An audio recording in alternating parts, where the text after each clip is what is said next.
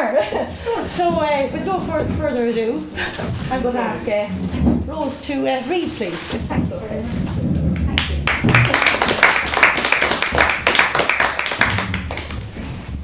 So now, and thank you all very much for coming along.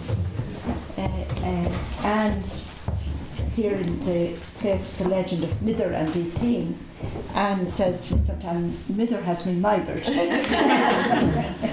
That is a good use of words. So, to begin the evening and to get us in the mood, I was going to recite from one of Elton John's lyrics and the poem by Richard Gallienne. It's called A Day in the Country, or I meant to do my work today. I meant to do my work today, but a brown bird sang on an apple tree, and a butterfly flitted across the green, and all the leaves were calling me.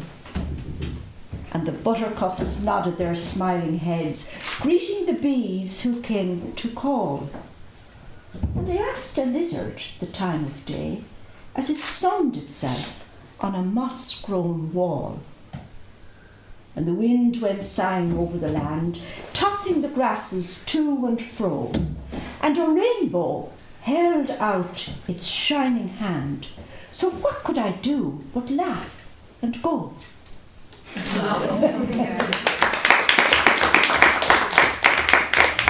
what could you do this evening but laugh and come? When you heard there was poetry reading, there's a bit of madness attached to it. You're in with the right crowd, so. He says we're in with the right crowd. Pleasantly daft. So talk about being mad. Pleasantly daft. Pleasantly daft. Lovely. Yeah. So we're all in it together, and the younger people, and the youngest of all, Tilly and Daisy, who writes her poems that rhyme, and Jacob and Shane. And so we're all welcome. We know one another already, I think. Thanks to the members of writers' groups who have come in Longford and here in Arda. And thanks to Anne and Annette especially for inviting me. And surrounded by your craft work and artwork and all kinds of art, and the filming art and the photography, which is another art form. I'd like to thank also the people who did the publicity on this, your own Facebook page, Anne and Annette, and Fergus Kennedy picked up from Virtual Writer, the Longford Arts page, and Longford Library, and they did a little flyer that got out as well, designed by Magella at the library, and Anne Brennan, the secretary, did the distributing of them. And there was someone, Kitty, who's here on the staff as well. Really forgetting it. She was looking up at me, and I was saying, who else should I say from Longford Library? Mary Carlton Reynolds, who's always been so accommodating. So, Fergus Kennedy and Shane, who has come along as well, and I think that's for in connection with Virtual Writer and Fergus as well. So Lapwing are the publishers of this. Their email is on the inside of the front page, and they have a website as well, Lapwing Publishers. The lapwing is a bird indicative of hope, so that is their kind of, what would you call it? Logo. Lapwing logo. I like the presentation that they've made of these poems. It's the third one that they have done for me, and just that, well, you probably all here, maybe some of you know them and some of you have seen them since you came in. The other two were From Dawn Through Dark, and they were reflections that would suit rituals, but also nature figures in all of them, nature and people, characters that made an impression on me as well. And this one was Echo Fields, and there was a significant birthday of mine coming up, and the family were saying, well, can't you put out something for this birthday? So this is based around my home place, Abbeyshrew, and places I went to school and crossing the fields, and the picture on it is from the tidy towns of Abbeyshrew, the Corncrake Meadows, the Corncrakes. So Lapwing love publishing in black on silver. So these photographs suited the titles and the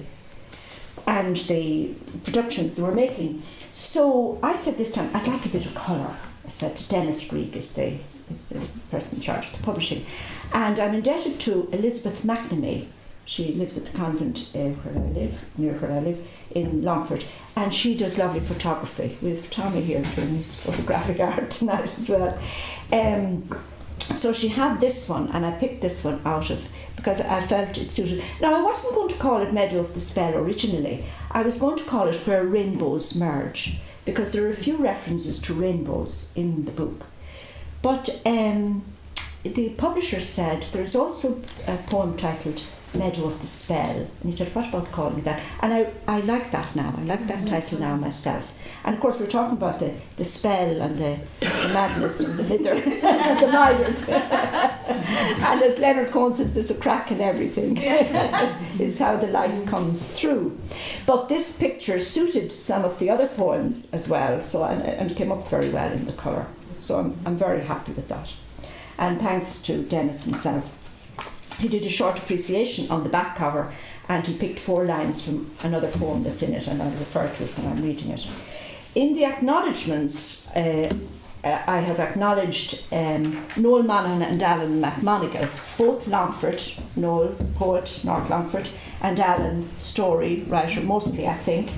I think he's going to review the book. But they were co-editors of a book where poetry, an anthology of writing from Longford, where 2 of the poems appeared on the first publication, Beyond Her Horizon and Epiphany at the Tomb. And I've also acknowledged Lost Tree Writers Group in Lanesborough. I'm a member of that group, and they put an anthology together of all our writing stories and poems at one stage, and they used for Clare Island. So while these come one after the other, the poems didn't come in that way, chronologically. Like, the poems were, there's a mix of poems from past years ago, before I was publishing anything, and present, and nature is mixed in and creation. But this one, especially this time, yes, the way I put them together was I chose some kind of a title and then put in the ones together. So he suggests 40 or 41 in a book, poems. So that's what's in this, 41 poems. So I don't probably want to say any more about that. Yes, this time it was in praise of creation, really, and people who attend to creation. And it's at this time when our earth is endangered a bit, and there is writing on it. And one of the bestsellers was actually an encyclical by the President Francis, who Laudato Si, praise for everything. But he calls it, we're sharing a common home. I love that idea. We're on earth, we're sharing a common home, and we're the community of all of life. I love that idea. We are interconnected and interdependent, and you know, the damage we do to something, the smallest creature, the smallest buttercup, we're doing it to ourselves, and that can be multiplied, you know. Anyway, I said it's a good time to be maybe bringing out something on creation. So the book is dedicated, you'll hear now why, to all who pay attention to the beauty of nature in colour and fragrance, and to all who inspire others to stop, look, listen, and record something from the experience. That's what writers are about, and photographers, and they're recording, they're framing something that has had an impact. So there's a quotation from Elizabeth Barrett Browning as well on that page. Earth's crammed with heaven, and every common bush aflame with God, but only those who see take off their shoes. It's all about, and writers know that, it's all about stopping and looking and listening and framing the moment maybe. And people say, why do you write? And there are as many answers as there are people, you know. Why do you write? Why do you write? Why do you paint? Why do you, what is it? But I suppose it's the beauty that's attracting us all the time, the beauty in something that stirs the heart, maybe then recollecting the emotion later in tranquility. Noel Monaghan would say poetry is about images with a rhythm, images set to a rhythm. Anyway, to start, I'll go through one or two of them. And they say a poem on the page is only half a poem, because there's a story behind it, and then when you lift it into the voice, there are nuances that you get that you mightn't get when you're just sight reading. Excuse me. Now, Mither was around, and with all their mithering, but still left me water on the hob He's very thoughtful. to take a drink. Very thoughtful. Maybe it's eating, but still. It might be. So, Purple Cloak. A lark arose from the heather near my feet and spilled her song into the open space, mountain to mountain, a Havana. All the greens, the russet and the brown spread out with purple cloak of heather in the evening sun. Roads beckoned, forest paths allured to heights patched in gold, their valleys shadowed in deep caverns below. The level land, a touch of heaven. So, following on to that is we go to the islands. Clare Island. I don't know if you were ever on Clare Island. Some of you are, you're nodding your head. But it's the Pirate Queen was the boat we travelled over on. Just a small caption. She sat on Cap Nagour's stone to let the wide load lorry pass. The little road climbed uphill through the mountain grass. Sunshine bathed beach below, around Clare Island blue.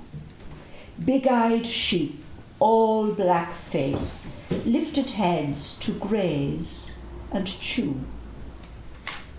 From Runa Pier, the Pirate Queen sailed the Atlantic waters.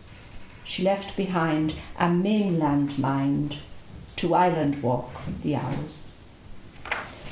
And the poem that Dennis Green quoted from was called Halcyon Moment.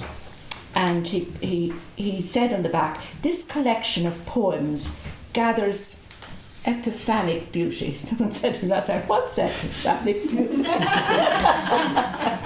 It's connected with the word epiphany because there is a poem in the book called The Epiphany at the Tomb. So he said it gathers epiphanic beauty, wonderment and faith, as in lines from Halcyon Moment, and he quotes the 4 last lines. So it's a moment seeing a kingfisher. Have you seen a kingfisher?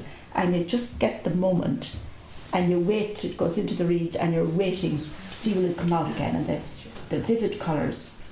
So it's about boating. Here on the Shannon Lakes at Kilglass Grange. Cruiser moored by Carnadoe, we savour scenting meadow. Uphill way to Kilglass Grange, Killarney Lakes of Midlands. Near the bridge a sail of swans, a galleon with cygnets. Swallows swoop on dragonflies. A kingfisher blue, sun-gilded, wing skims the water into reeds. Halcyon moment, sapphired. We focus gaze lest we miss another sun-fired vision. A sudden flash farther on, the cruiser crew suspended, remain on guard, all as one. Recount the moment, gifted. So there were the last 4 lines that he picked to quote. Now, I lived a lot of time at Newton Forbes. My other 2 books focus a bit on Ballymahan and on Lanesborough and Coalhill and Abbeyshule, where I lived the earlier part of my years. And before I came to Longford, I lived at Newton Forbes. Where's my neighbour? Nearly my neighbour. Lock Forbes. This was on a boat as well, not as big a boat as the one that went to Clare Island. So there's a mention of Alather in the last line. Alather is supposed to have come in the 7th century and made the first Christian foundation in Newton Forbes, and it's way in the castle grounds. You probably know that near. Yeah. So Loch Forbes. These are little. The Gobrewer was the name of the boat. We sailed to Derringe. The Gobrewer edged into the stepping ledge. A line of stones led to the high ground, a hearth space and wood for a fire ritual, a drink to story with. Fishing baits of childhood days are set. Sun, food, laughter, and a pause to listen to birdsong. All creation at one, we sense why Alather stayed. So he was the 7th century man. Now you say, how does a poem? Someone said, are they in your head first, or what happens? Or sometimes a line stays from somewhere, or sometimes it's in response to a line for a ritual. the poems for rituals would be in response to some line or whatever. When I call this a poem began, the Longford Writers Group used to invite people like Noel Moran to do a workshop with them, and this was a workshop over in Knock for some people from the diocese of Noel Moran. The poem began, the tick of heat in a radiator awakened her, a stranger, on a one-night stay in November. Light from a different angle by the gable shone into the hostel from the apparition window. A poem began following the creative writing workshop with Noel Moran. His poem, Funeral Game, captured the play of children intuiting an adult ritual. It stirred memories of a death and loss time, marshalled the images, resounded the rhythm. So made a poem out of that kind of sound in the poem beginning. That Funeral Game is a whole book of his, but there's a poem within it, Funeral Game, and it's now on the Leaving Cert course, that poem, Funeral Game. You may be familiar with it. It's one about children dressing up and burying. I don't know if they buried a bird. When I had the infants in Lanesborough, we had a little ceremony to bury a bird. We all went processing. But these dressed up in hats and scarves and put I think it was a bird too in a box. And anyway, wait till I see have I one that rhymes. Till I see have I one that rhymes. Beyond Horizon. This was one of the ones that was in the Longford writing, edited by Moran and Alan McMonaghan. Beyond Horizon. She left Killorglin Bridge to follow River Lown through Muckross Woods. She left the road that shoulders on to Manus through hedges of red fuchsia, teardrop filled. At Ross Bay Beach embraced the onshore breeze, watched colours dress the hills, heard sand dune echoes in the winds. She took the road to Annascaul, Listhona welcomed to a golden strand, Montbretia's star prints spread to right, hydrangea, blue, violet. To left, our Ober's harbour bends reviewed the mirror sea. A Heaney postscript moment blows her heart off guard. Heaney has a lovely poem, Postscript. That was down in Kerry. So, The Meadow of the Spell, the name of the book, and the Meadow of the Spell itself, if someone wanted to follow, it's page 26. The Irish for Newtown Forbes is written as Lisbrack. You know that, yeah. And then there's Clongish, is the name of the parish, and the Irish for that is Clongaish. And when children were asked to do artwork, you know, for each side going into the village, for the tiny towns, it was interpreted for them as the Meadow of the Swans. But I thought Gesh is an old Irish word for a spell. In the Fine literature, if we gasp under a spell. So it suited me to call it Meadow of the Spell. So this is from around Clongish. This autumn sunbathes Clongish, scents meadowsweet, honeysuckle, wild raspberry and thyme. Rabbits race over morning dew. Beige calf sucks Simmental mother. Charolais lick each other.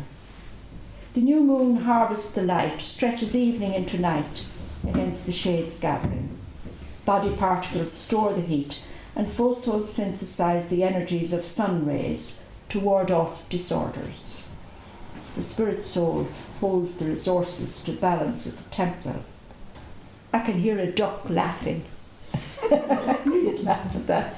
I always think the quacking is less the duck laughing. Okay, are you tired?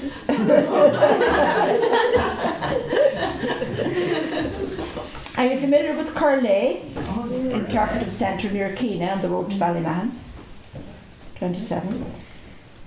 The mystic white enclosure, lit under a blue-green umbrella dome, faces the full moon hung above the heather at Curlay Interpretive Centre. Heritage Week, Heritage Year, celebrates the bogs, woods, flowers, trees, the Edderclune sites, the monuments and the built heritage of Longford, Europe. Lochrie and its islands, invited by historians, unlock their treasures. Legends link the islands to the mainland and help interaction with inhabitants. We are moved to gather, to reminisce and wonder, to be like native Indian or Janus figure, to look forward and back, around and under. Bound together in the same myths, we reconsider the rituals, lest we fall out of them forever on the road to we know not where. I think I had a conversation with Shane one time, and he told me he believed we need rituals. I believe in the same thing. But they say more than, they're like symbols, they say more than words can say. You know, when you make a ritual, like making the tea in the Irish. I know we're going We to have tea in it. I'm going to. Are you saying to me read on for a while? Okay. Well, you can have the tea and read after it if you want as well. Whichever suits. Whatever it feels like. I know someone had to go. Yes, I understand, Martina. Yes, and someone else had to leave as well. Yes, yeah. Thank you, Martina. Thanks. Thank you very much. That's good. Read them out loud when you're reading them. I will. I'm looking forward to going through this. Maybe people. Did anyone know Sean Cahill? Yes. He was the boatman there that I mentioned. I was on the boat with. Sean died just over a year ago, unexpectedly. He was a member of the Longford Writers Group, and he was also part of a book. We wouldn't call it a book club. We studied a book. We studied evolution with Sean, and Jim the Morg was a writer on evolution. And he was into physics, and he was very interested in, you know, the whole that we're getting more to know about now on the earth. And he also initiated a little meditation group that I was part of. So he was a man of many gifts, as you know. So Sean died unexpectedly, and some of us in the writers group made a little. I think, in fact, Mary Reynolds intends to have a meeting soon. Here she comes. Why did she call in? I'm so glad. I'm so glad I wasn't saying anything too bad about it. I don't know what you were saying. I'm glad. So I was saying he was part of the writers group. I'm 3/4 ways through, Mary. My apologies for coming so Oh, late. thank you. You were thanked earlier for all the complicity. So this is where two worlds meet, in memory of Sean Cahill. Something about him that was.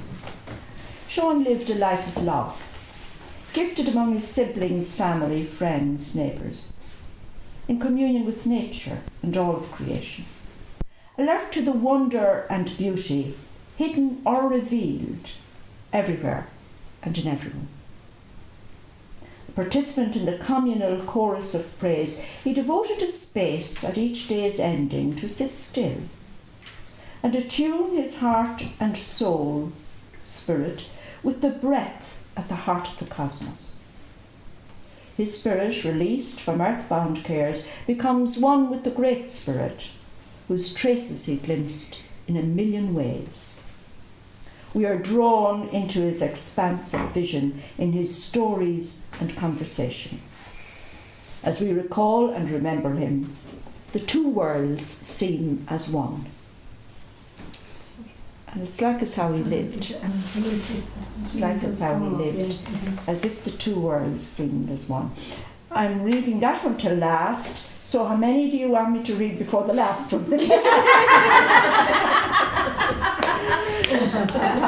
How many? Well, we'll see. Do one more anyway. Before the last one. That's what you say for songs, isn't it? One more song. So I want to go outside the country, so I'll either go to Medjugorje or to San Jose, or to both. San Jose is the vote. In San Jose, the Fruitdale maple tree winters into spring and sheds its hedgehog brown. Geranium, it was springtime when I was there. Geranium and cyclamen smile in Californian sun. A pool reflects the sky. Almond, cherry and magnolia blossom. Orange and lemon fruits ripen. We walk in the wood, through the light and shade of sequoia and evergreen clusters. The redwoods' sight stretch us upwards and down along barks. Their tops refract the sun. In the valley of Montalvo, artists choose colours from sunflower and tiger lilies. A wine-tasting sign for Sauvignon Chanterelle fronts a fuchsia hedge. A butterfly flits by, bottle-brushed red. The shepherd's purse blooms. Earth in Californian soil grounds me. It's a table for all the travel.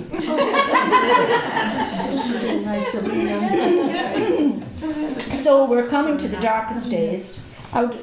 There's another character, Marianne, there, but I'll leave her. She was for Maytime.